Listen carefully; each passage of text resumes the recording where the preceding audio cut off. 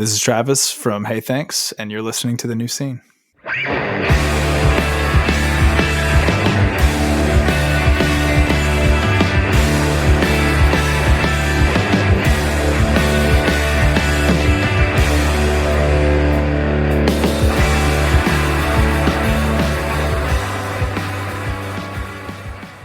Hello, everybody, and welcome to The New Scene.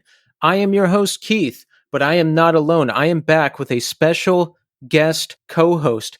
This is two-time Album of the Year winner here at The New Scene, Cory Brim of Glassing. Bows gracefully. Thank you for having me. I am so stoked to be back, and this time in the hosting chair or co-hosting chair, so thank you. Did you ever think that you would be here co-hosting the show with me? I didn't, because I thought it was going to be just me and Tommy forever. Well, it was either that or going to skateboard with Tommy's family, and I can't get up at 5 a.m, and I hate going to that store we shall not name. So I figured if I was going to be back, it would be in this regard. So yeah.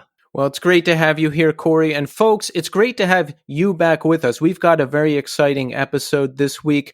James Spence of Rolo Tomassi.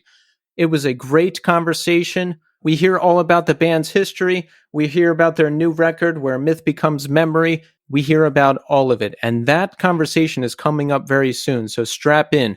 But first, folks, you have to support the scene, the New Scene. And here's how you can do that. Follow us on social media, New Scene Pod on Instagram, Twitter, and TikTok. Follow our YouTube channels. There's a main channel that has all the full podcast episodes. And there's a new clips channel that has some highlighted moments from some of our favorite episodes. Give us reviews. We need reviews. We want them. They're rolling in. So thank you so much to everybody who has sent in a review. We're at 71 on Apple Podcasts and I think 65 on Spotify. Open up your Apple Podcasts or Spotify app. Give us a 5-star review. And if you write a nice review in the Apple Podcasts app, I'll read it on the air. So thank you for everybody who is sending those in. And last but not least, we have a shirt. The Life is Music is Life long sleeve shirt is available at Death Wish Inc. Head on over to the store Death Wish Inc. Type in The New Scene. The shirt will pop right up. Your purchase of that shirt helps directly fund this show. So thank you so much to everybody who has purchased a shirt. Also, let me just jump in and say, what is everybody waiting for? You've heard the man say this. The shirt's fantastic. The show's fantastic. Let's get on it, people. You know what? Thank you, Cory. Your encouragement, I think, is going to push people in the right direction. And it's nice to have some backup here, you know? Yes, this isn't an echo chamber. We're doing this for a reason. And look, I should also say that Death Wish does do good shirts. They distro a bunch of shirts for a ton of different bands. I bought one from Grievo, which is an Austin band. And it's the softest thing in the world. The screen printing's done well. I can tell you that every shirt they do is awesome. And this is a long sleeve too. So it's going to get cold, not right away, but you got to prepare. You got to think ahead. What are you waiting for? Yeah, you know, there's a lot of air conditioning on in the summertime. I know that if you're anything like me, you need a long sleeve on hand because, Cory, I hate going into an establishment and the air conditioning is blasting and I'm just wearing a t-shirt and it doesn't work for me. Oh yeah, here's my new thing. Instead of like, you know how you go to a movie theater and it's just freezing in there? And so you bring a hoodie and then you just end up carrying a hoodie around the movie theater in July like an asshole. I bring long sleeves. You can like basically stuff it in your back pocket and you can support the New Scene at the same time. Yeah. So there you go. Yeah. There you go. I mean, Cory makes a lot of great points, folks. So in addition to supporting us, don't forget to support our sponsor, Iodine Recordings. And there's a lot going on. Folks, by the time you hear this, Start Living by the band Hey Thanks will be out.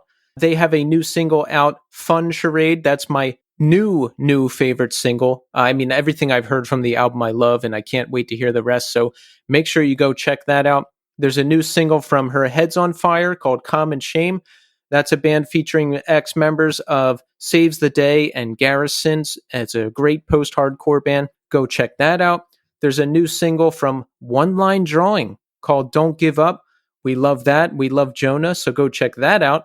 And last but not least, Cory, there's some big news. Iodine will be reissuing Busy Signal at the Suicide Hotline by Drowning Man. I think this band deserves this for many reasons, but they laid the groundwork for so many of these like technical kind of noisy hardcore bands that you're seeing so much of a resurgence for right now. And it's about time. So thank you, Iodine. Absolutely. Yeah, I love the record. I would periodically go over to YouTube to listen to it because it wasn't on streaming services. But folks, it is on streaming services right now. It's been remastered. There's a vinyl reissue coming in 2023, so keep an eye out for that. Can't wait to listen to the remaster. You know, I think that one of the other things about like kind of doing the remasters is, like you said, like not having to go back to YouTube. Because like how often did we go back? And I know everyone's listening right now when used to go listen to Botch on YouTube and stuff, unless you're like me and you have like the old school CD, humble brag there. But like it's super cool to like see them remaster it. It's not just like they're just rehashing it and then, you know, just releasing it for like, you know, a cash grab or whatever. They're actually like putting some effort into it. So all about this. So let's talk about some music news. Now, folks, I've got 2 recommendations for you this week. They are currently on the New Scene Spotify 2022 playlist. So go check it out. We put all of our guests and all of the stuff I've listened to on that playlist. I've got a heavy one and a light one for you. The heavy one is a band called Model Prisoner. They are out of Philadelphia and feature members of The Minor Times and Inkling and others. The EP is called Compulsion Analysis. If you like really gritty, noisy hardcore, you're going to love this. It reminds me of, Cory, like the really hardcore sounding Converge songs, like the D beat, like the horse gallop drum beat, and they're just that real stripped down hardcore. Do I? I might have tried to crowd surf outside on the street on Monday at noon last week and fell on my head and still recovering from a concussion. I didn't even pronounce the word concussion fully. But anyway, yeah, the answer is yes. This is what Model Prisoner reminds me of, and check it out, folks. It's really good. And the lighter recommendation, a band called House of Harm. They have an album called Vicious Pastimes. I just saw this band open up for Soft Kill on Monday, and I'm going to talk about that gig in segment 3, but wow. I was blown away by this band. But check out House of Harm, Vicious Pastimes. I have added a song to our Spotify 2022 playlist. Just search The New Scene on Spotify and it'll pop up. So there you go. So Cory, have you heard any new music or has anything grabbed you lately? Yes, I got a few for you. So let's see. I would start with the new album from Gospel. It's called The Loser. I believe they're from the Northeast. So Gospel is a band that incorporates organs into like screamy punk hardcore music, and it's incredible. So they had this album in 2005 where they were like, no other band was doing this kind of thing. The drumming's nuts. The vocals were crazy. They have this line that's like, hey, you got a cigarette, man? I know you got one on you. And I mean, they should have just made like a t-shirt with that lyric on it. It was incredible. I used to say it like every 5 seconds when I was like 20. And so they put out a new album called The Loser. Really love that. On the black metal side of things, I would check out Haunter, a band from Texas. They put out an album called Disincarnate Ales. They are completely crushing Europe right now. Super cool homies. I'm really happy for them. Another band on completely other side of the music spectrum, members of Russian Circles, early Russian Circles, and Pelican, a band called Relayer. And they put out an album called, wait for it, Relayer. It's super good. It's actually named after a Yes album. The new Relayer album is very ambitious, just like a Yes album is, and it's super good. So that's it for this segment, folks. Check back in with us at segment 3. We're going to talk about Oblivion Access Fest. Glassing played that. We're going to talk about that crazy outdoor show that Cory was at where he fell on his head during Converge. We're going to talk about how we're doing. But right now, we are going to speak to James Spence of Rolo Tomassi. Enjoy. All right, folks, we're here now with James Spence. James, welcome to the show. Hello, how are you doing, Keith?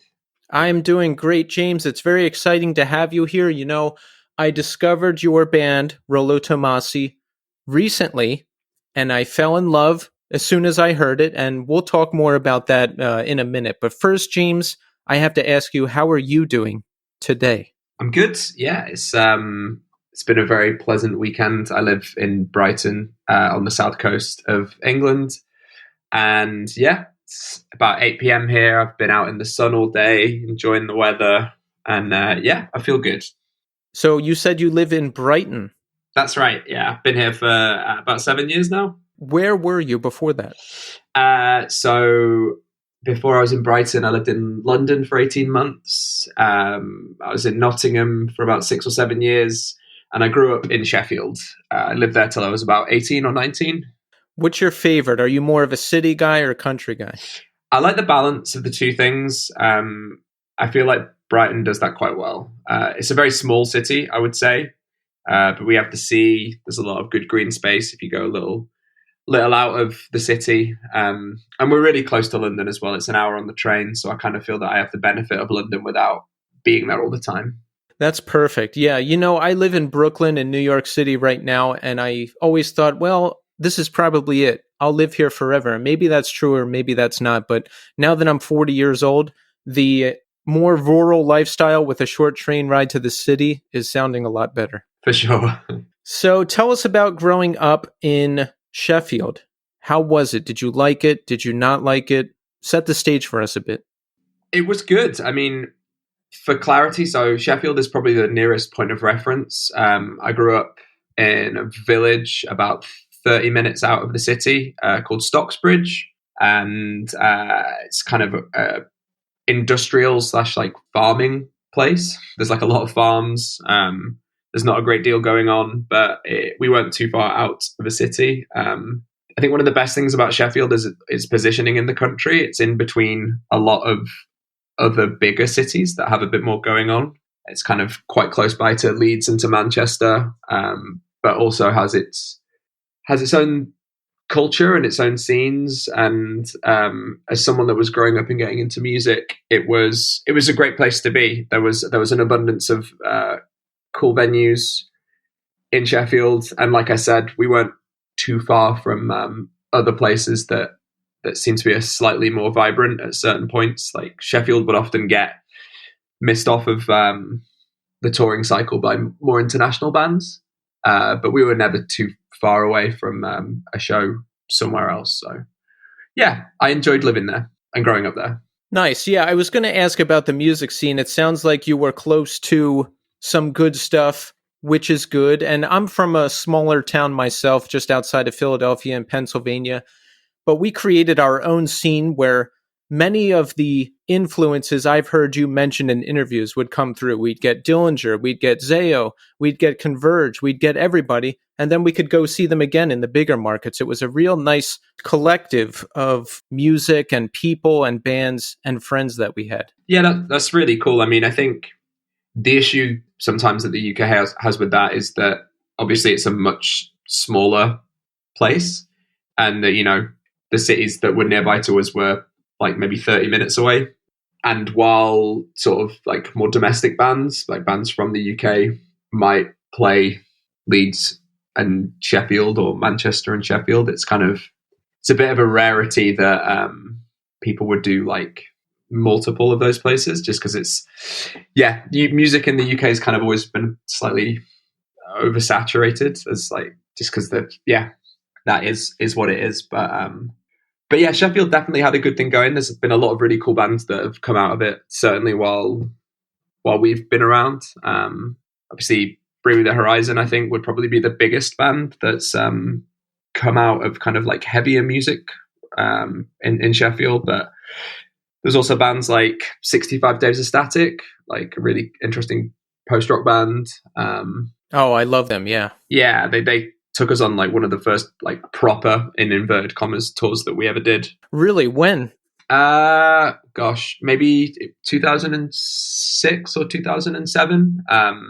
I think that's a really cool thing about Sheffield. I think if you were involved in sort of an alternative scene, it was really easy to meet most people that were involved in that.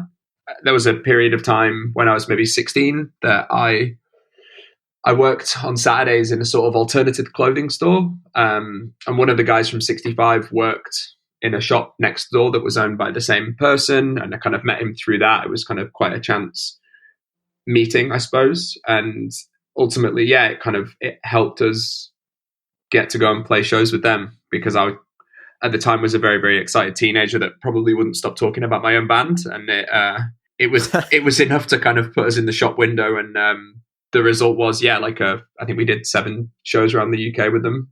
And at the time, the London show that we did, it was like the biggest venue we'd ever played, which is very cool. I mean, there weren't a lot of people in there when we played, but it was an interesting lesson.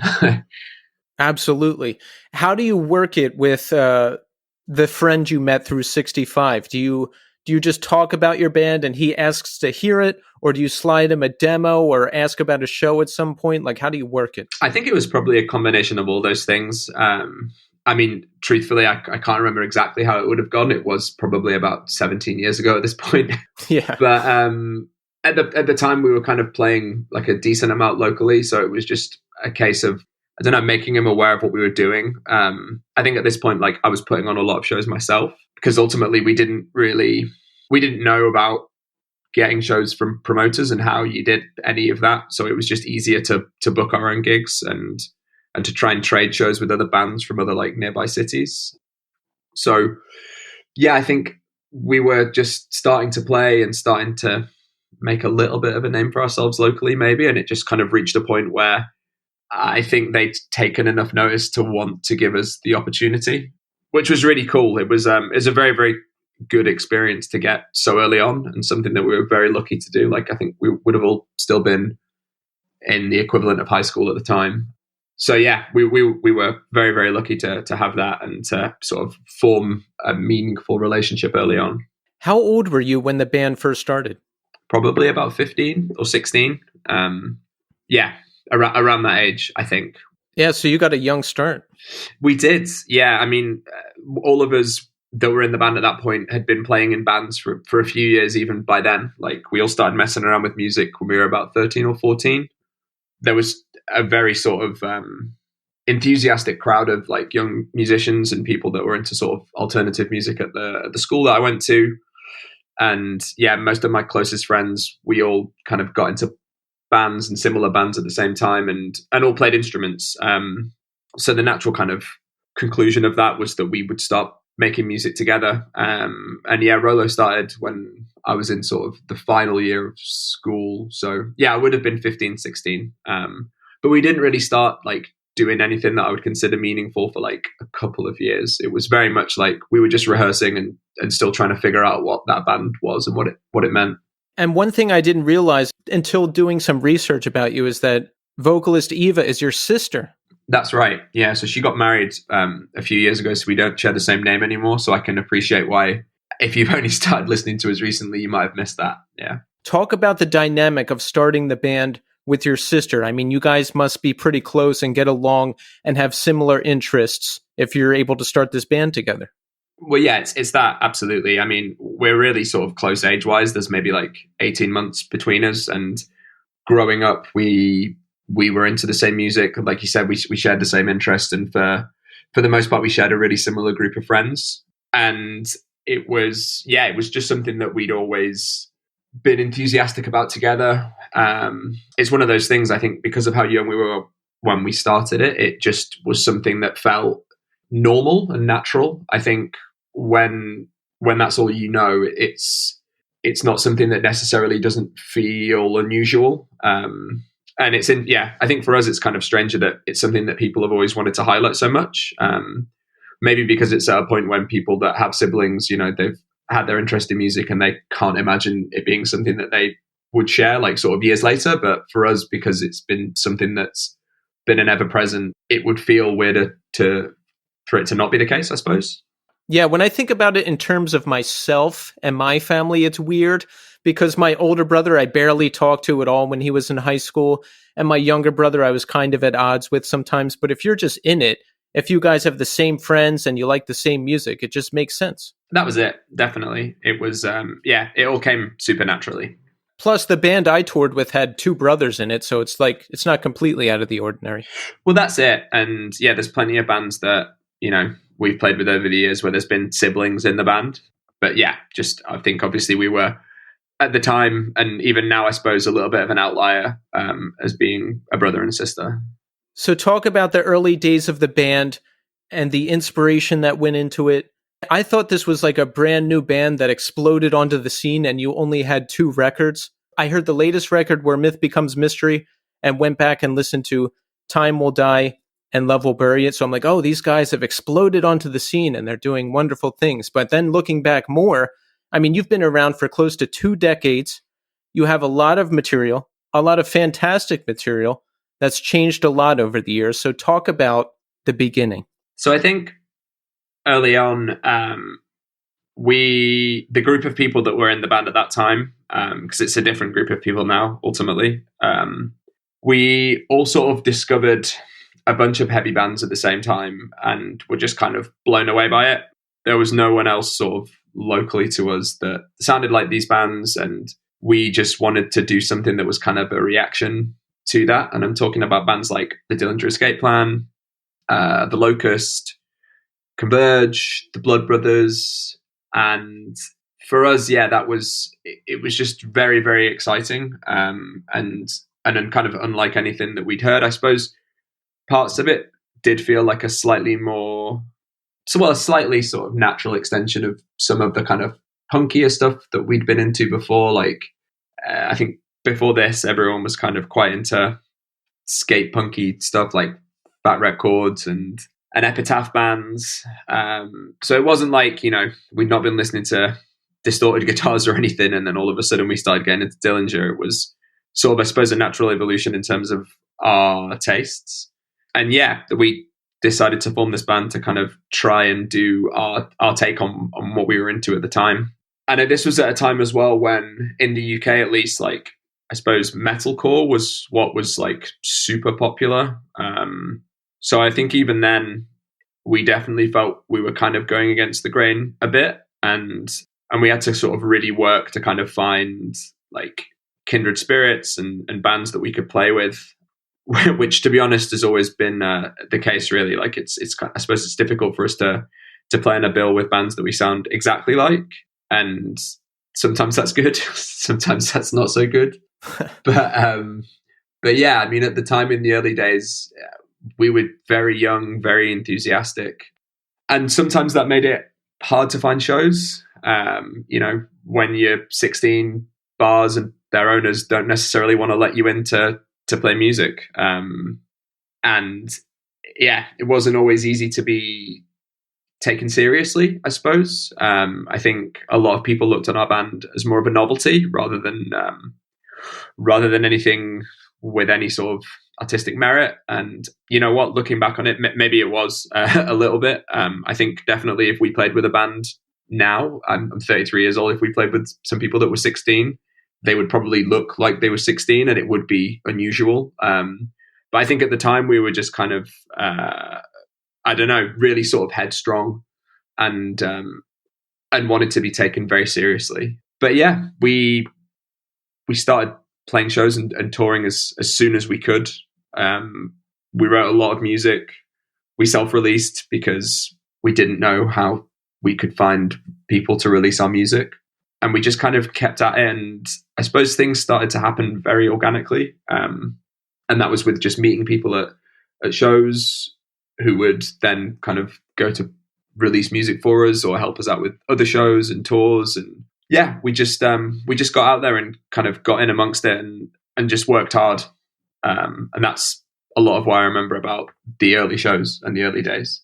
I love to hear that, because when I was younger and putting together bands and doing that kind of stuff, I think I was waiting for the right situation to be handed to me, or looking for people to do things for me. Like, hey, can you get me on this show? No. Okay, I guess I can't play a show. But it sounds like you're out there just getting it done. You're booking your own shows. You're out there networking. You're self-releasing. You're doing it. You have the passion. You are getting this thing done. Yeah, it's one of those things where I think it would be quite easy for me to sort of look back on it nostalgically and make it out like it was this, I don't know, huge power play to like be a super DIY band or whatever. But it was very much kind of coming from a naive perspective of just sort of being like, oh, well, we really want to do this, so we'll just do it. It doesn't really matter that, that there's no one else there to kind of do it for us. This is kind of just, there's no sort of alternative to not doing it, so we'll just do it. I think we kind of arrived at a bit of an interesting point for music generally. It's kind of, I suppose, we are a band because of our ages and when we started playing that straddles kind of the internet starting to play a big point in bands' careers, and like sort of the rise of social media as something like, I've been around for long enough at this point to kind of remember dial-up internet and all that kind of thing, and also to have taken advantage of MySpace at the time. And absolutely we're using that to book tours as an early tool and things like that. But yeah, it's kind of it's strange. It's something I've thought about recently, really. That yeah, I don't really know how bands would do it now, kind of get TikTok famous or whatever, and then go and play shows. But for us, it was just about kind of actually tangibly going to do something, taking advantage of those tools that we had, and getting to work. You know, that naivete that you mentioned when coming into something, I think that's the best way to do it, because you have the drive and you're just getting things done and you're not getting overwhelmed or discouraged by things that you see. Like with this podcast, I got into podcasting pretty naive and didn't even really think about it at all. Now, had I known more about it or known that there's like 100 other great music podcasts out there, I might have been discouraged, but I just kind of went into it blind and it was like, all right, let's do this thing. Well, for sure. And I think, it can also sort of stave off any kind of cynicism to what you do. And I think it makes you just go in with better intentions, ultimately. You mentioned that you fought for a long time to not be perceived as a novelty band. Now, I guess I can see that, because if metalcore is the big thing, and you're doing your thing, which sounds pretty different from metalcore. It sounds like Locust, it sounds like an Albatross, it sounds like Dillinger Escape Plan, but with synth. Talk about fighting through that novelty. What did you do? How did you overcome it? Was it just time and experience? I think it was just that. I think it was just being resilient and ultimately staying true to the music that we were passionate about and that we wanted to write. I think, having stuck around for long enough, I can see that we definitely survived a lot of like very faddy kind of scenes that blew up and died out. And, our band definitely we've never really had to dramatically change what we do to kind of remain. I think if all you're trying to do is be relevant, then there will become a point very quickly where you're not, because, music, it moves and changes so quickly that it's hard to do that and sort of remain honest. I think for us, it was just all about creating music that we enjoyed and that we liked. And I think we were, just sort of stubborn enough to stick at that. And that's kind of something that helps us in the long run, I think. Definitely. There's a real natural progression. When you go through and listen to the whole discography like I have, it's not like you're doing one thing and then all of a sudden, okay, here's the next album, and it's completely different. You've been around for a long time, and the sound has progressed slowly over that time. Yeah, absolutely. I think it's something that's just basically developed as we have, and it's changed gradually with our tastes. I definitely think there's kind of almost at this point like sort of a house style that we have almost. I think that's something that's naturally going to happen when you spend so much time working on like a body of work, I suppose. And ultimately we just kind of add embellishments and new dimensions to that, without ever kind of, for me, straying too far from what it is that maybe pulled you in as a listener in the first place. Talk about some significant moments for the band in getting out of Sheffield and getting more recognized in the world. Now, you had this tour early on with 65 Days of Static. That was one thing. What else? How did you start to see things growing? So we were touring a lot, just generally. We finished, I'm trying to think of the timeline at this point. I mean, I'm probably going to confuse exactly when these sorts of things happen, but you'll have to forgive me. Like I said, it was a very long time ago. We finished high school and basically just started touring like as hard as you can within the UK, with the view to kind of give it a go before potentially going to university or college, I suppose. And within that year, we ended up being signed to Hassel Records, and we'd already started work on the material at that point. But yeah, we put together our first record, Hysterics. I mean, this is already sort of 3 years in from when the band started. I think up until that point, there'd been a lot of EPs and split 7 inches and 7 inches and more EPs. So we'd already been writing a lot within the first 3 years without actually releasing an album. So I think, one of the first big things for us was signing with a label that was distributing our music outside of the UK. And that kind of gave us the platform and enabled us to start playing shows internationally. I think it would have been on the back of that record that we came to the States and did South by Southwest. I think that would probably have been 2008 or 2009. 2009, probably. How was that? Like your first US gig? It was incredible. It's something that I still remember vividly. I think crucially for us, none of us was 21 yet. So it was quite sort of a shock getting out there and kind of sort of seeing the US bar scene, I suppose. And especially at something like South by where like everything's a bar and, you know, yeah. Like having to walk in and get our sort of hands X'd up because we didn't have ID, especially having just kind of only recently turned 18 in the UK, which is sort of the legal drinking age, was kind of quite an interesting thing, I suppose, culturally to see how that kind of worked. But I mean, South by is just kind of, it's just kind of wild anyway. I mean, I even got the impression at the time from people that were kind of seasoned members of the audience that as a festival that we'd kind of maybe missed its heyday and it was already starting to be a bit more commercial and all the things that people usually say about something when they were already saying that in 2008. I think so. Yeah. I mean, wow. It's the kind of thing though. I think if you're one of the lucky people that were around for something when it was maybe its coolest or newest or whatever, you're always going to kind of talk trash about what it's become, even if it's, you know, still a perfectly reasonable thing that most bands are able to use and kind of get something out of. I think it's kind of maybe just some people letting nostalgia get the better of them. But yeah, I mean, I remember going there and I was just so blown away by the amount of shows that were happening, the amount of bands that were playing. I remember just trying to fit in, seeing so many bands play. Because a lot of these bands were sort of bands that I was aware of just because of the internet that hadn't necessarily made it over to England yet. I'm talking about bands like Health, The Meishi, Genghis Tron, Cassio Tone for the Painfully Alone, like a lot of artists that like me and Eva particularly were really into. And for me, it was just wild getting to go and see them play.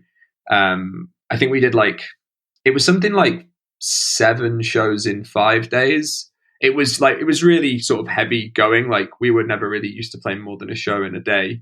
And when you're having to do that and kind of like carry all of your gear across town and set up in like crowded, unusual spaces, and on top of that, you're kind of meeting quite a lot of people, and it's really, really warm, and you're jet lagged, and it's ultimately, I remember it being quite overwhelming. It must have been overwhelming in a great way. I mean, you're 18 years old, you're playing your first gigs at South by Southwest in the US, and there's like 7 of them in 5 days. Oh yeah, I mean, I say overwhelming. I mean it in a very good way. It's kind of just, it's the sort of thing I think being in our late teens and early 20s was probably something that we benefited from, just having the kind of energy and the stamina to do that kind of thing. I think if I was having to do that now, it would be a different story entirely. But we had the sort of enthusiasm and the sort of the energy to maintain being there, and also like, you know, playing and wanting to go and see shows and see what was going on in Austin. But yeah, that was definitely sort of one of the first kind of, it was a real sort of landmark moment, because it was on the back of that we would ultimately end up coming to work with Diplo, who did the second record that we did. Did he produce that? Yeah, so he was involved as the producer for our second album, Cosmology, and that was because he saw us play at one of the showcases that we did at South by. Oh, that's incredible. Yeah, I was reading about that a little bit, and I know he was huge, or is huge, in Philly, because I used to go to DJ nights and that kind of thing. I never loved the music, but I did really love getting high. So, yeah. You know, good place to do that at the DJ events. And he's like a big thing. But that was it. I think it was one of those things where at the time I didn't realize that it was a big deal that he wanted to work with us, because it was so far removed from what I was into. But it was sort of people around me that made me aware that it was A, like unusual, and B, like probably kind of a big deal, and that he was a name, I suppose. And kind of, you know, gave me his credentials and the other things that he'd been involved with. So yeah, we ended up coming back to the US a few months later to record a record in Los Angeles with him, which again, it's something that happened, I mean, nearly 13 years ago, but it's something that I suppose is still interesting and still sort of a bit of an outlier that people want to talk to us about it. So again, it's like, yeah, it's part of the band's history, I suppose. But yeah, again, it was an incredible experience to be there and to be able to do that and to make a record in the States. It was something that didn't ever seem like it would be feasible. So yeah, very, very cool time. Yeah, it must be very affirming for you and the rest of the band. I mean, you're coming to the US to play for the first time. You get noticed by this producer artist, and now you're coming back to LA to record a record. That's the dream, right? Well, exactly. Yeah. I mean, it's the kind of thing that you read about happening to other bands, and the kind of, for it to happen to our band. I mean, even now it's kind of quite surreal to sort of hear the whole story kind of distilled into how you just put it, because it is, it makes it sound so simple, but there's so many moving parts that go into something like that. And there's just so much sort of chance and circumstance that goes into something like that happening. But yeah, I mean, it's something that we did, and something that, again, I'll remember forever, because it was just such just a wild experience. Yeah. So you're fresh out of high school, touring the world with your sister. Are your parents freaking out? Do they want you to go to university? Are they telling you that you better take care of her and all this other stuff? What's their reaction to it? I mean, my mum is sort of one of our biggest supporters going, and always has been, and has always kind of championed our decision to pursue this. I never had any pressure to go back to school. It was always kind of very much, do this. You don't know how long you're going to be able to do this for. There are other things in your life that can wait. And this is sort of all about opportunity and taking chances while you have the opportunity to take chances. So she's always been incredibly encouraging of us doing it. I love that. My parents too. I failed out of college and had the opportunity to go tour with a friend's band, and I was like, "Hey, what if I did this?" And my parents were like, "Okay." So simple. It is. I mean, I feel very fortunate that that's the case. Like, it wasn't the case with other members of the band who would eventually kind of come to leave and go back to school. But again, it's just, it's one of those things. It takes a lot of commitment and a lot of understanding, and it's not necessarily a lifestyle or a life choice ultimately that everyone will understand, especially people's parents. So yeah, very, very fortunate that I've always been incredibly encouraged to do it. Are you and Eva the engine that keeps this thing going? Because the band has been around for a long time. People have come and gone. And I've been in this situation where I'm trying to hold a band together, and I just can't do it. And so I gave up. But are you and Eva kind of the glue that holds this thing together? I think that would be a huge disservice to the other guys that play in the band. We had like the sort of first significant member changes like 2011. So this is only a couple of years after that record had come out, and the bassist and the guitarist that came in at that point are still playing in the band now. They've been playing in the band for more than 10 years at this point, and so pretty seasoned. Yeah. They're completely integral to it. I mean, they've played on and written 4 of the records of the 6 that are available, and we couldn't. The band wouldn't exist without them and their sort of contributions to it, which are immeasurable. So I mean, it was something that me and Eva started and kind of persevered with, but everyone that's involved with it right now is completely essential to the band and what the band has been for the last 10 years.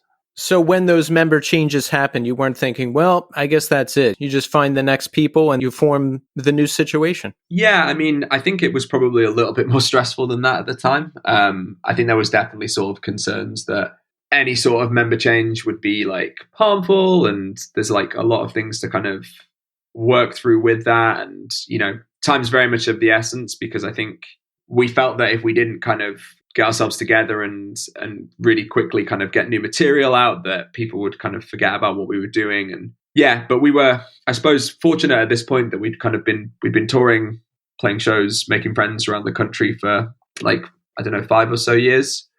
And that we'd met a lot of like-minded people that we knew were great musicians. And we were just very, very fortunate that the first people that we asked to do it said yes, with a complete right fit. And incredibly into the idea of doing it. So talk more about the band's evolution in sound. I would say around Grievances, you shifted towards a more ethereal sound. We have some more clean vocals. We got a little bit away from the more screamo style stuff. What influenced you? How did you do it? Do you sit down and say, this is what we're going to do, or does it just happen naturally? I think it's definitely something that happened naturally. I think if we kind of put too much forethought into it, it would just kind of end up sounding a little conceited. I think ultimately what happened was we were listening to different music. I think this was a point probably where I was kind of listening to maybe some more electronic music and kind of ambient stuff and wanted to kind of work that in. And ultimately, Grievances, I mean, the record that came before that, Estrella, was the first that we had new members join on. And writing that record it was like learning how to be in a band again. It was kind of really sort of redistributing the balance of the songwriting, figuring out how to make music together with these new people. And I think the Grievances being the second record we've done with Chris, who plays guitar, and Nathan, who plays bass, it was sort of them more confidently being able to kind of contribute to the band generally. I think a lot of the kind of darkness on that record and the kind of ethereal stuff that you're talking about was definitely something that Chris brought in. He's a big fan of bands like Cult of Luna, that kind of sort of more crushy, doomy kind of post-metal almost, I suppose. And, that was really him putting his stamp on what we were doing. But yeah, I think the music was always going to naturally change, given that we pretty much replaced 50% of the people that wrote it.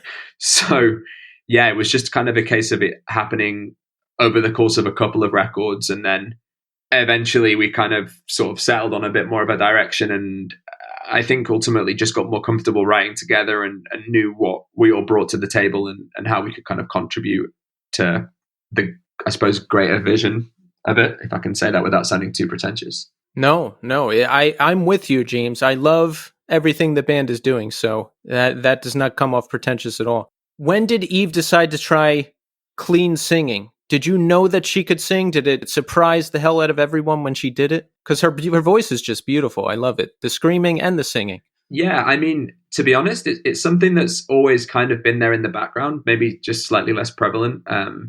Like even on some of the really early stuff we did, there was definitely a few tracks that had a bit of singing on. And then across like the first few records, there was at least a bit of singing on everything.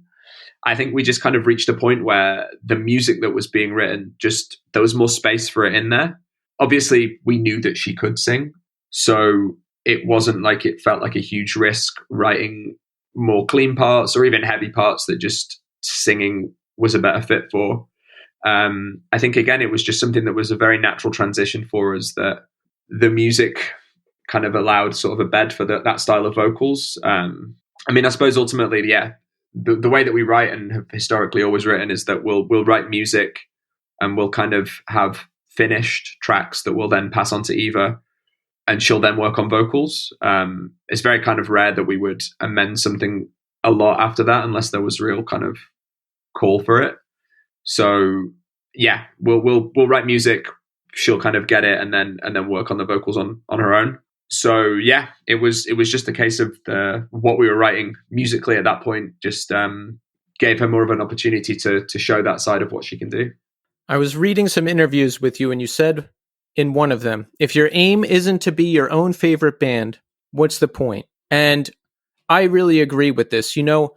I want to create something that I don't hear out in the world, or that I feel isn't there. And I feel like you've done this with your band, especially with the new album Where Myth Becomes Memory.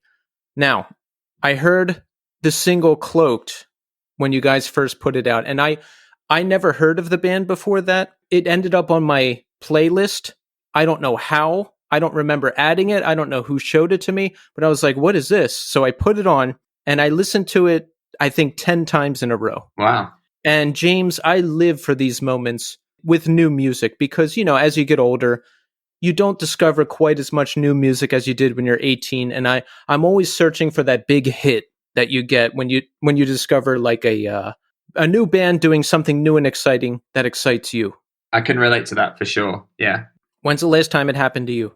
You know what? As you mentioned it and put it in those terms, I was just trying to think of the point when something really really struck a chord with me to that extent. And you know what? I've got my Spotify open now, and I'm just kind of looking through it just to see if there's anything that I listened to recently that was like, oh yeah, it was that. But I mean, what I would say is just give me a bit of time, and I'll have the eureka moment in a little while, and I'll be like, oh my god, it's that. Like that was the thing that I heard recently that like really did it for me. But I mean, that's really flattering to hear. Like, thank you. Like, and you know, as someone that is ultimately like a huge music fan, and I know what those moments are like, and it does mean a lot to kind of hear that what we're doing is scratching that itch for someone else.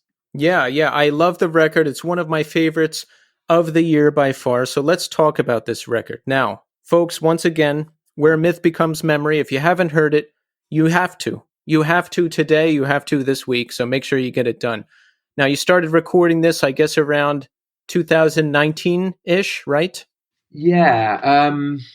Or I should say you started writing it. Sorry, you are right. I think, you know what, like the last few years and everything that's kind of gone on with the pandemic has kind of skewed my perception of time so much. Yeah, it's impossible to perceive time anymore post-pandemic. It's just, you can't. Yeah, I mean, you told me that we started recording that in 2019, and I believed you because, as far as I was concerned, that seemed feasible. I used the wrong word. Yeah, I mean, it worked. But yeah, we started writing it definitely that in that year. I mean, maybe even a few months after the record before it had come out. I think we released Time Will Die and Love Will Bury It in 2018, and the whole process of writing that had been so enjoyable and fruitful that we were kind of the opinion that we should just keep going. Like, why would we stop making music when we were in such a good place with it? We may as well kind of continue to take advantage of the fact that we'd kind of hit this really rich vein of productivity and form with the writing. So we never really stopped, I suppose. There's a few tracks on When Myth Becomes Memory that definitely were written, literally the months that followed the release of Love Will Bury It. I definitely remember we wrote Prescience really early on. We wrote Closer really early on. But I suppose that's kind of how it usually goes with writing albums. Definitely the last few is that maybe there's a handful of ideas from the previous record that you'll have left, and you kind of need to write a song that kind of ties all those loose ends together so that you can then start on something that's really fresh and really new. So I think we probably started really focusing on writing for an album in 2019 when the kind of the touring for the previous record was kind of starting to come to an end. And then we were kind of getting to work with that, and then time stopped as we just mentioned, and it kind of definitely changed the proceedings and I suppose affected how we were able to do things. I'm not sure if you knew, but Eva lives in the US. She lives in New Jersey. Yes, I read that. Yeah. So she was obviously unable to come back to the UK. Chris, our guitar player, he lives in London. The rest of the band is in Brighton.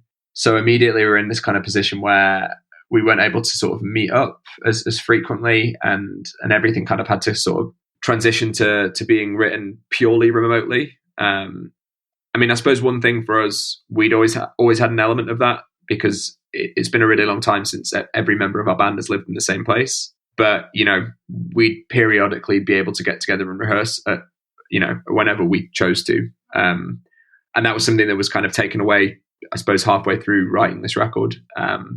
So yeah, then we were kind of stuck in our houses, and different people were finding different levels of productivity available to them at different times. I think it wasn't always easy. It didn't kind of come naturally. I think, you know, at the beginning, the notion of being just stuck at home with all this time to yourself was sort of what I'd always wanted in terms of being able to like really focus on music and have time to kind of practice and play and play around with ideas. But ultimately, I didn't always feel that I wanted to do it.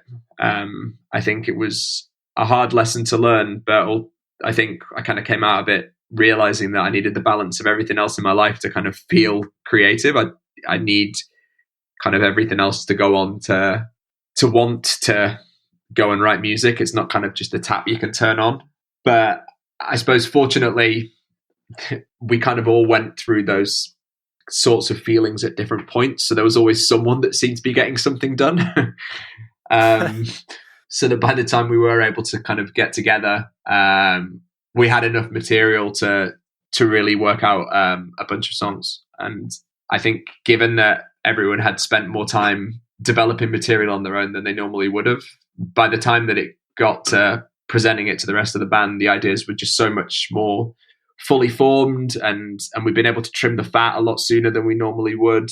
And it just meant that we were, just considerably more productive than we ever have been. And I think that shows on the record for sure. I think the ideas to me sound and feel a lot more developed than they have on previous records. And I know that, that is definitely down to the environment that it had to be written in. Absolutely. I can affirm that. Everything just sounds so tight and concise and perfect. So you're writing during lockdown. Did you have to learn how to do things remotely and softwares and all this stuff, or did you already have some of that infrastructure in place since people are a bit spread out? Exactly that. It's something that we'd already kind of pivoted to working that way.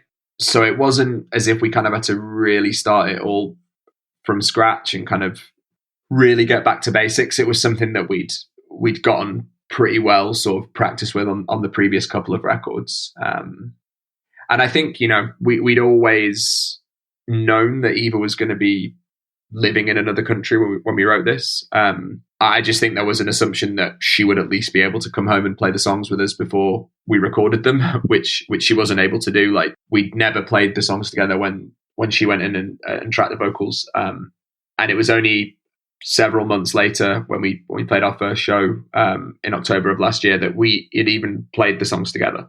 What was that like? I mean, that must have been crazy.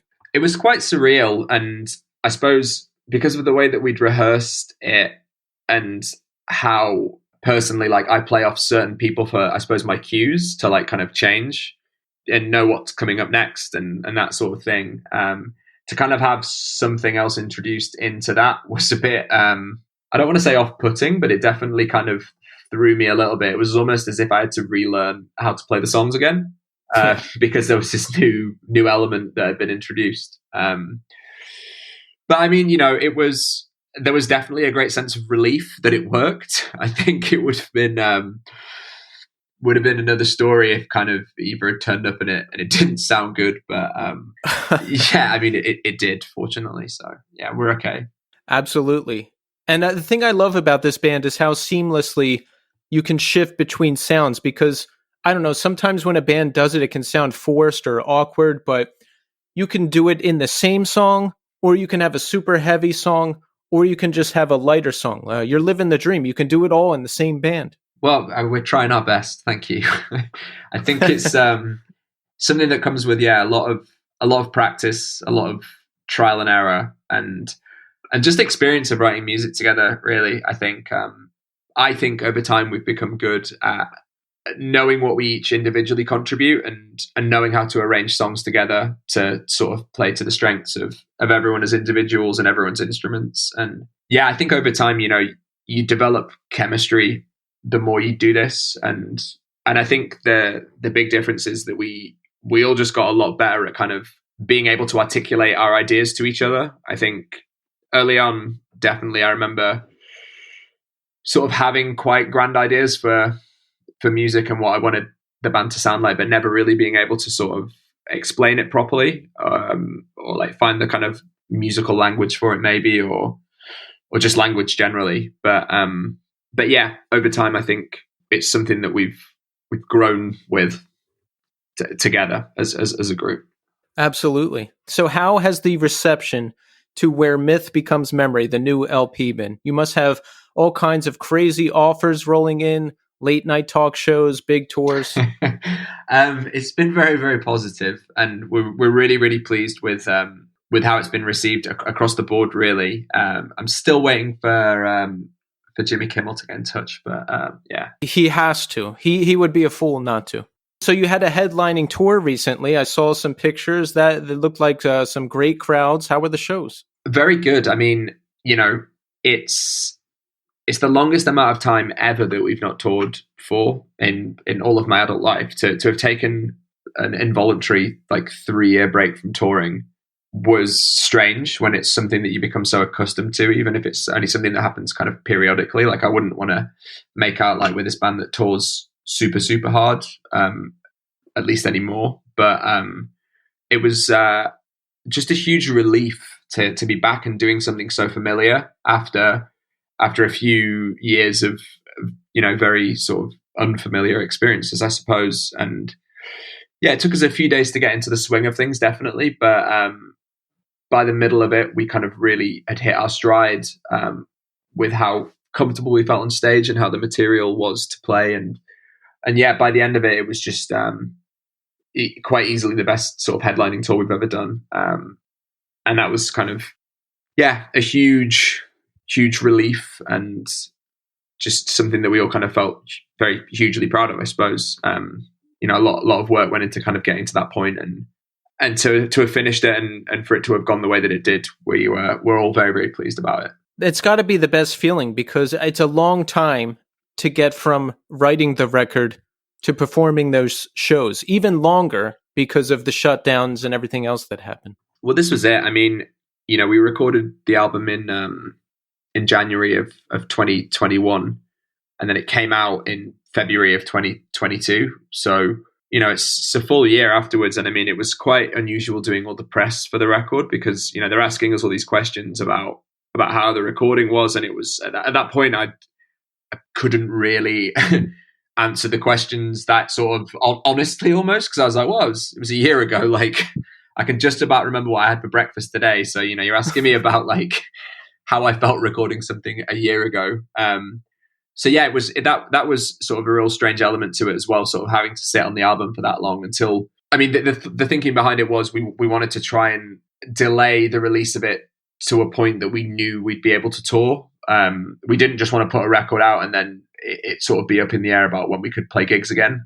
For us, being able to get out and tour it was sort of an essential part of that process. So we pushed it back to February with that in mind. And I mean, we still had to cancel the mainland Europe shows just because of the COVID sort of restrictions there at that point. But we were able to kind of add a few extra UK dates at the last minute and make sort of a longer run out of it at least.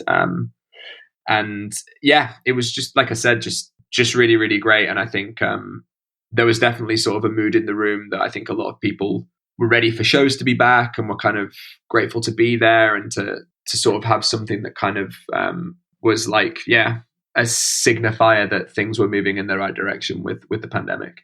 When you're sitting on the record for a year, do you almost think, oh, it's just never coming out? Or do you forget about it or get sick of it? I mean, that's a long time to be sitting on a record. Yeah, I mean, it was hard not to feel frustrated by it.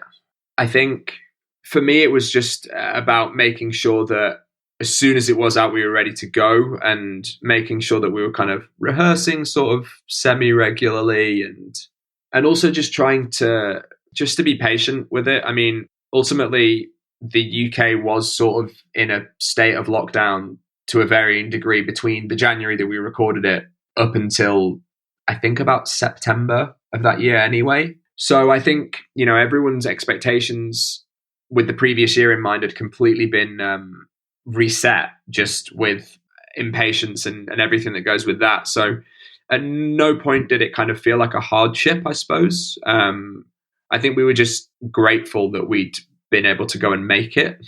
And we knew that it was going to come out at some point. And like I said, because it was evidently clear at that stage that gigs for the most part would not happen that year, it didn't feel like too much of an issue to kind of just sit around and wait on it. I think we did feel a degree of confidence in the album itself. We were really happy with it, and we felt that, it was something that was going to be worth waiting on.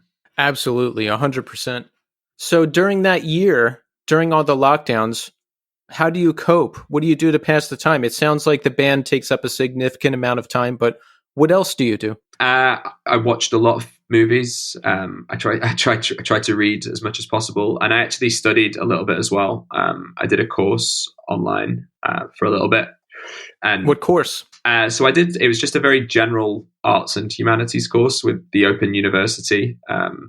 It was kind of a course that was specifically aimed at people that were potentially looking to go back to studying, but had taken a bit of a break in education. And I was able to kind of do that for free. So I took the opportunity to just have a go at doing it to see how it made me feel. And it was nice to have routine. And I enjoyed doing it. It was something that kind of occupied me and stopped the brain rot ultimately. Yeah, I felt grateful as well. I was in a relationship at the time, and that took up a lot of time. And this podcast launched right as the shutdown started. And we're a weekly show. We're on every week. So there's a lot of production that goes into this. So I'm grateful that there was plenty to keep me busy because, well, I don't know what I would have done otherwise. Yeah. I mean, it was, a very strange period of time for sure. But yeah, I was just like, I kind of got through it by keeping as busy as possible. And it sounds like you did too. So. Absolutely. How are things over there now? Are restrictions lifted? Is there mask mandates? What's going on? Everything's lifted. There's no longer a mask mandate. I don't even think you have to legally stay at home if you have COVID at this point. So it feels kind of very much business as usual. I mean, I think the only sort of reminder that COVID is a thing is I work in music outside of doing the band, and every now and then, like a show that I'm supposed to be working will get cancelled because someone has COVID. But yeah, I mean, it feels that our government is kind of choosing to just move on with it and just to try and just get through it that way. And whether or not that's the right thing is, I suppose it remains to be seen. But yeah, there's no restrictions in place. You can basically do whatever you like. Yeah, pretty much same here. I still wear a mask when I'm around crowds because I haven't gotten the virus yet, as far as I know, and I don't want to. I mean, yeah, I've had it twice already, and I can confirm it's not very fun. So yeah, I don't blame you for trying to avoid it. How are you feeling? Do you still have any lingering symptoms? Are you doing okay? Well, I actually just had it like a couple of weeks ago, and I still feel like a bit fatigued. But it's not stopping me doing anything. I'm still able to kind of have a normal carry on and sort of exercise and do all the things that I want to do. I just get a bit more tired, but you know what, that could quite easily just be getting older as well. I don't want to necessarily put it specifically at the doorstep of the coronavirus. Yeah. How old are you? I'm 33. Okay. Yeah. See, I just turned 40 and I'm finally starting to feel really tired. Not just regular tired, but like I can't go outside for more than 3 hours. I got to go sit down. Got it. Yeah. But it took this long, so I'll go with it. Yeah. Why not? And I'm afraid of the virus because I feel fatigued just normally, or my brain feels scrambled and I have trouble remembering things. I mix up people's names.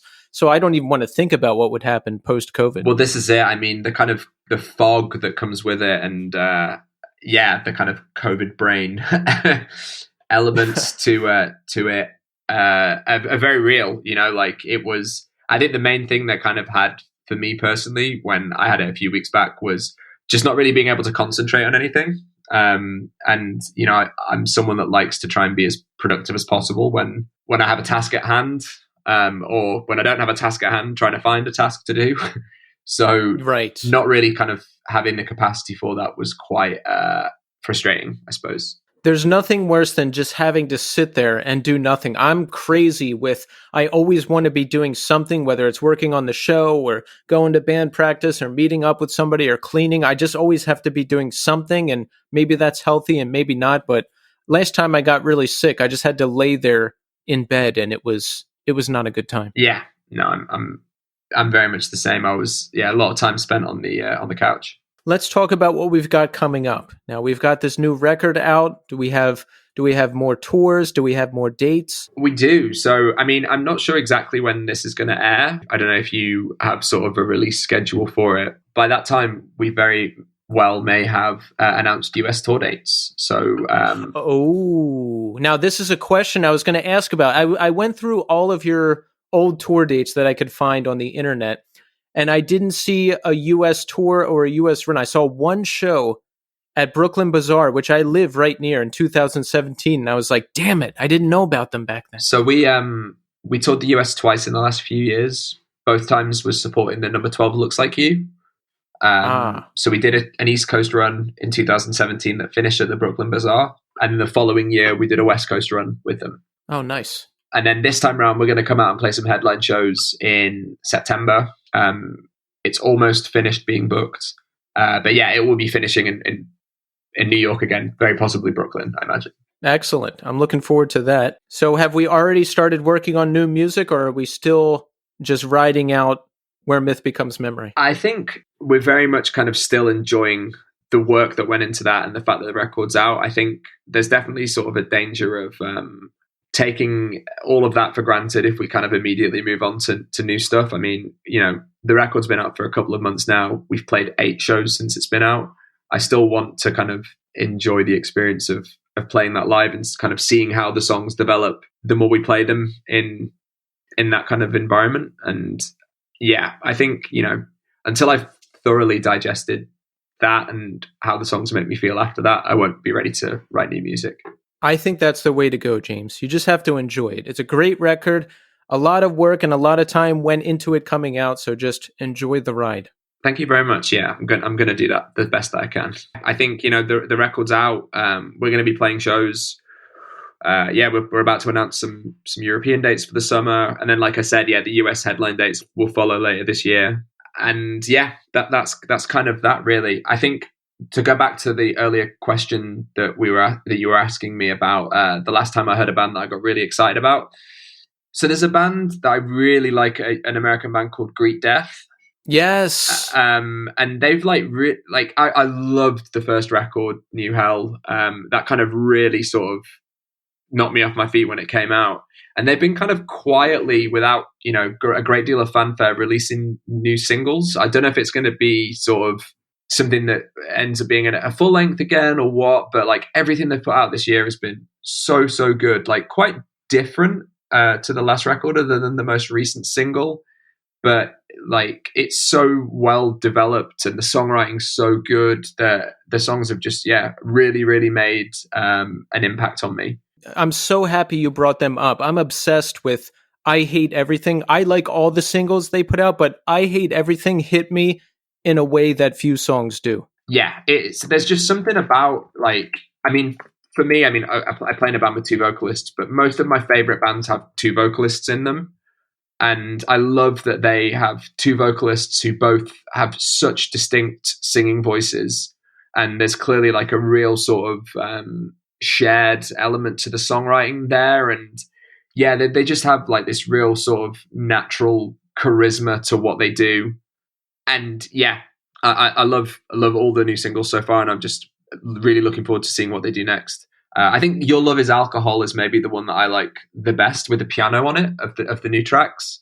Because again, it's just so far removed from the previous record, which, it's kind of got that new wave of shoegazy post whatever kind of vibe to it that has been very done at this point, I think. So for them to kind of pivot to something else, I think definitely shows they've got, more to offer.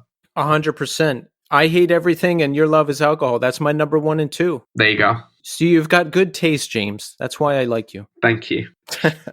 Well, James, I really appreciate you and the band and what you're creating and what you're doing. And I just want to say thank you so much for taking the time to speak with me tonight. It's been my pleasure. Thank you very much. And hopefully we can say hello in person somewhere in Brooklyn later this year.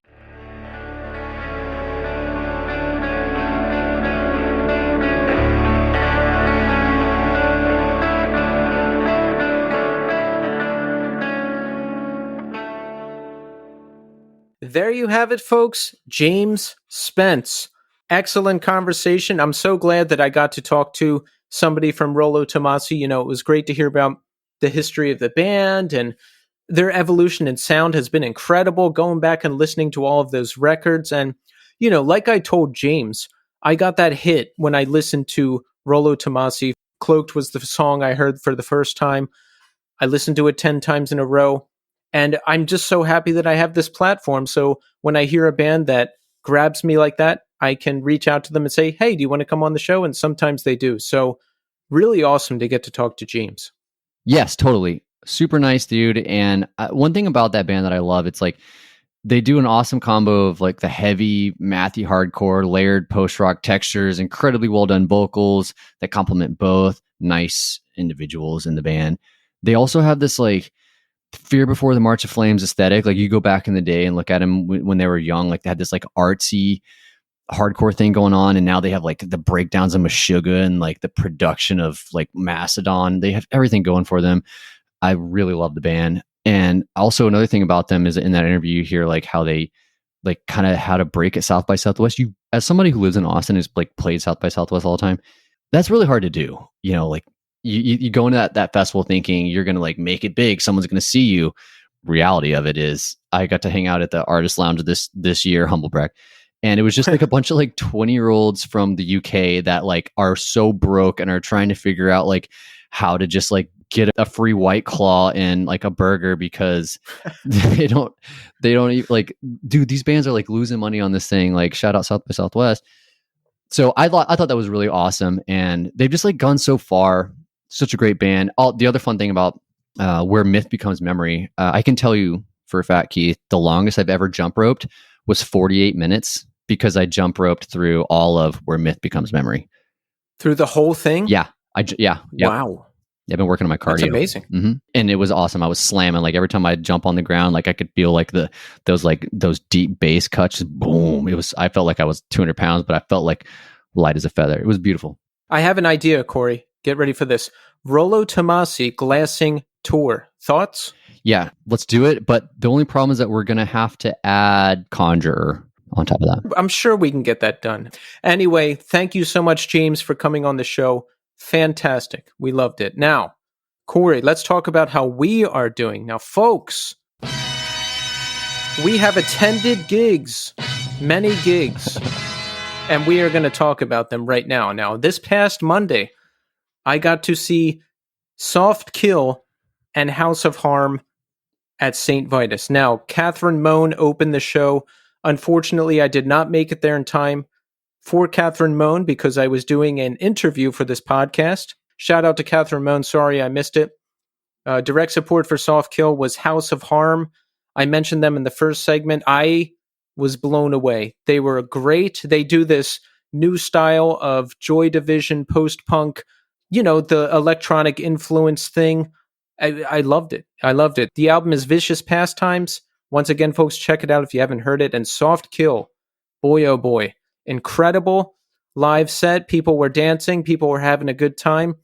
And Tobias, at one point, he just gave this speech talking about how fentanyl and drugs are just running rampant and the friends he's lost. And it was really great to hear that because that's my life. I'm involved in recovery. It's an everyday part of my life. So I really like that aspect of the band that Tobias is speaking out about that. Loved the gig. Great to get to see those bands. Yeah, and Keith, they played Austin. They did the same thing, and it was, kind of emotional. You're watching a band, and they're absolutely crushing it.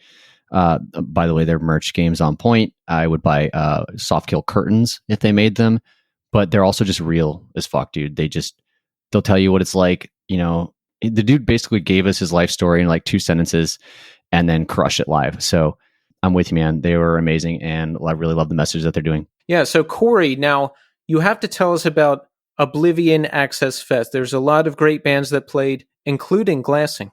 Glassing played Oblivion Access Fest. I was really blown away by a handful of bands. Number one, Spectral Voice. Holy shit.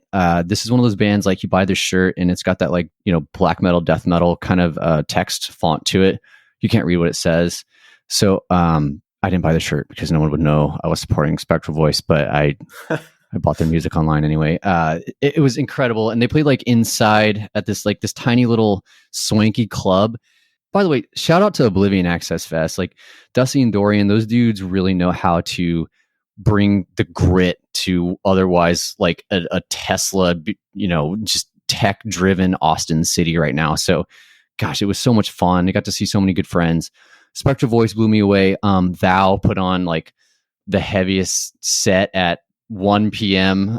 It was right next to, gosh, it was so fun. It was like industry meeting, the punk DIY ethos. It was incredible, like the way it all worked. So that was playing at like 1:30 on a Friday, right? And like literally next door, like there's construction for like a new bank or something right downtown.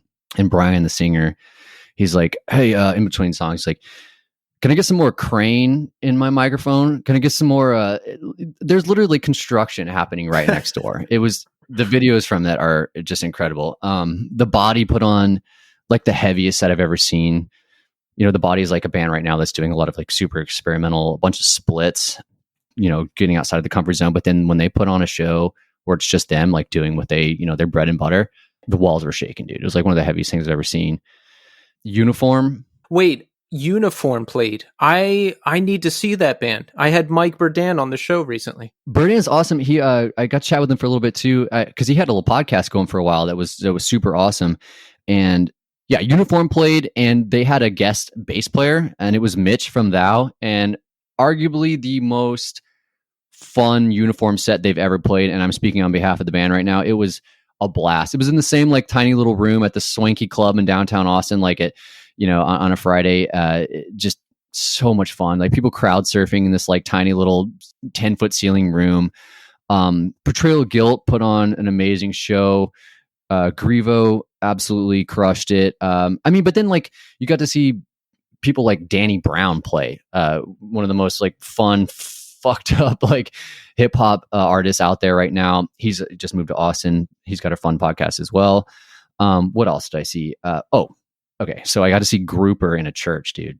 It was like spiritual, like it was healing. In fact, so I go from watching Converge outside at Mohawk, which is like kind of the best venue in Austin, straight over like hauling ass running to a church, this big like giant Presbyterian church, and Grouper is playing just healing, spiritual, quiet, beautiful music. So imagine like going from like the one end of the spectrum to the other, like covering all aspects of the ethos of like punk and hardcore and just beautiful music. Dude, Oblivion Access was a really special fucking fest. And then one of the funnest parts was, so also I have to say, like, shout out to my wife for helping with merch all the time. In fact, last night we opened for a Comeback Kid, who, by the way, have aged like a fine wine. I call him Comeback Man now. But my wife does merch for us, and she's just a total boss. And so the ultimate challenge came when we played between Uniform and Primitive Man. And I don't know if you were familiar with Primitive Man, but it's literally the heaviest band on the planet. So we set up the merch table like between the indoor and the outdoor stage at this at the swanky place in Austin where they played the Dirty Punk show. Shout out to Oblivion Access Fest for making that happen again. And so after we play, there's like a handful of people that are like trying to get merch. And the ultimate challenge was my wife selling merch in the dark with a card reader that you have to like, by the way, got a penny stuck in it once. It was like old money messing up the new money kind of thing. It was like this weird juxtaposition. And she's trying to like sell merch while Primitive Man is playing in the background. So she's basically using sign language to communicate how much it costs to buy a shirt. And then you got Primitive Man playing in the background. It was hilarious watching her do this. And I just gave her a huge hug and basically gave her all the money we made that day because she's a boss.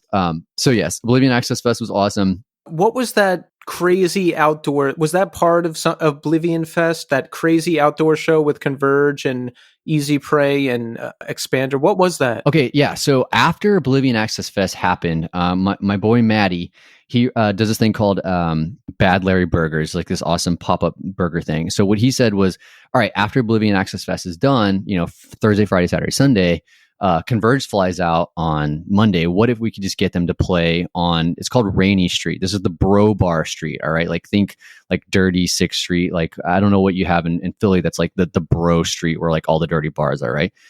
So he has this idea where he's going to have Converge play on a Monday before they fly out at noon, and Converge is going to just play on the street.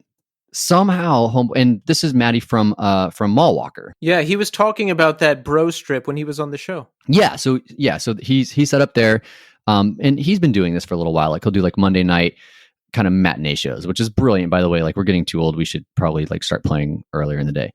This exceeded all expectations. At noon on a Monday, he gets Converge, Cave In, Expander, and Easy Prey. And Expander, they define themselves as time zapped neuropunk booster gang. That's what Expander is. Badass band. I think Kurt Ballou has recorded them, so he asked specifically for them to be on. Easy Prey is mass band, but they deserve to be on anyway, and they crush it. Dude, it was so sick. Converge played Saddest Day at noon on a Bro Bar Street on a Monday. Oh the my place God. was going off. I mean, you could check out on like all the Instagram pictures and shit, dude. It was like one of the coolest things ever. I decided like, all right, I'm too old to crowd surf. Then they ended with Concubine, and I had to jump. And then like the seas parted, like I was Moses, except like I just landed on my head and I was concussed for a week. So that was fun. I don't crowd surf anymore, but it was fire, as the kids would say. Wow. I would love to see them play Saddest Day. Saddest Day Again. And like I guess the Saddest Day is a Monday because it was so rad.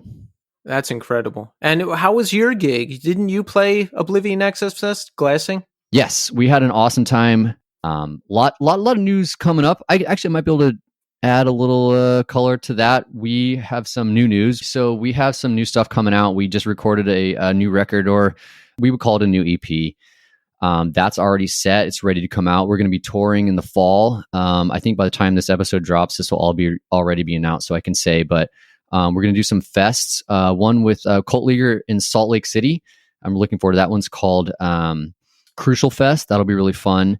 We're also doing Post Fest, and that one's got Boris and Nothing and Pelican. So many good bands. We're looking forward to that. We're going to do a few dates with Pelican. I'm excited about that as well. On the East Coast, we will be doing a few dates with Dreamwell and Lesser Glow. So kind of covering that like Screamo, but also the sludge element of us. So that's perfect because we get to kind of play with like all of the kind of sides of what we do. I'm a huge fan of the Providence-based Dreamwell band, as well as the like super sludgy band from Boston called Lesser Glow. Really excited for all of that. And then we put out some new shirts that are very anti-religious. I'm not excited for my dad to see. It's got a nun just chugging a rosary down her throat. So that'll be fun. Yeah. So Glassing's got some new stuff coming out. We have the new record or the new EP and some tour dates coming up. That's exciting. Any New York City dates? Mm-hmm. Hey, all right. You heard it here first. Brooklyn at St. Vitus with Lesser Glow and Dreamwell on Memorial Day. No. Yes, on Memorial Day. Wow. Okay. Awesome. Because wait, isn't Memorial Day like next week? Labor Day. My bad. Oh, Labor Day. Yeah. I mix them up too. No. Okay. Labor Day. Okay. This is exciting. It's so weird, Cory. I haven't seen you since there. I saw Glassing in 2018, I think, but I didn't even know you then. It was, yeah, I think it was 2019, but it was at that same spot. Yeah. We can like memorialize the moment we met. In the same place. It's going to be incredible. Yeah, man, it'll be fun. I can't wait. Okay, so and I can make it up to you for seeing you at Furnace Fest and not saying hi. Oh, that's right. I've completely forgot about that. Yeah. Man, I wish you would have said hi. There were points where I was just walking around by myself. No, remember this was me saying, "What would Keith do?" And Keith would not go up to Keith and say hi. But if you're Cory from Glassing, you can. All right, from now on, like that joke was funny the first time I did it, but I'll never do it again.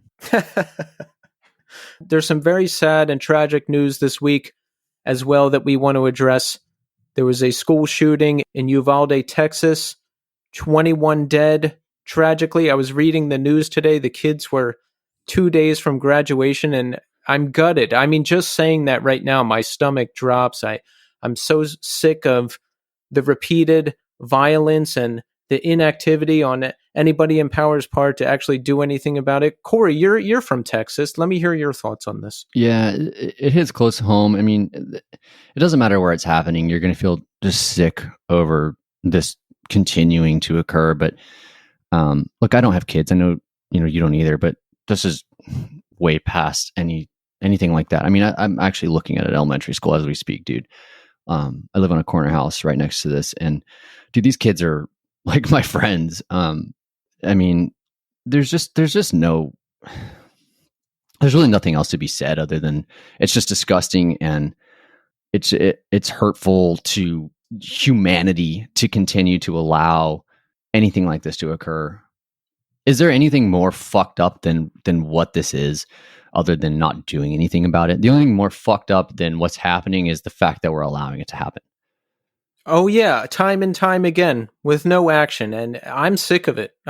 Something's got to change, and something's got to change soon. So our deepest condolences to anybody affected by this tragedy. It's just terrible. And beyond that, dude, like, one thing I like about this podcast and the general scene that we are talking about all the time here is that there's this accepted notion of intolerance towards this type of bullshit, right? We all agree. I mean, the reason we all make the kind of music that we do, and that we listen to the kind of music that we do, and that we have this sort of the things that we're trying to get out of ourselves emotionally, none of us have any tolerance for this bullshit, right?